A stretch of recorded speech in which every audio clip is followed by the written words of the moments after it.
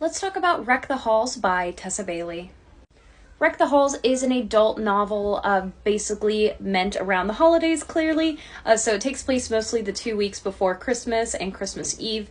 So we do follow our two main characters, Melody and Beat like a drum. They are the son and daughter of two very, very profound rock duo. They were a part of the Steel Birds, which was like a huge thing in the 90s. They had a huge falling out, which we don't find out more information about until far later into the novel. But they were basically supposed to become best friends because their parents were best friends, but because of the falling out, they never even met until they were 16. The prologue is them meeting at 16, which is a very brief moment, and then eventually reacquainting later because a producer comes forth to Beat, basically being like, hey, we want to try and get the Steelbirds back together for a Christmas reunion show in New York City.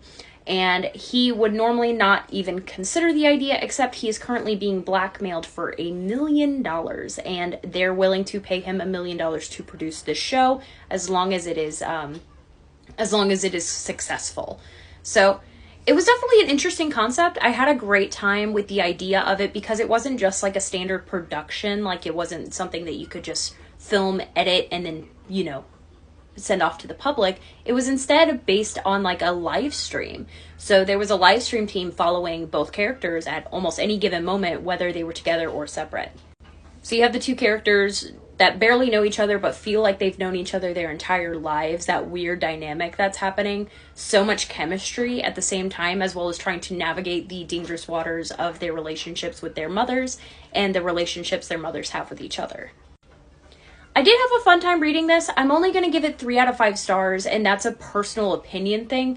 I didn't have an amazing time with it, but it was still like a good solid book, hence the 3 out of 5 stars.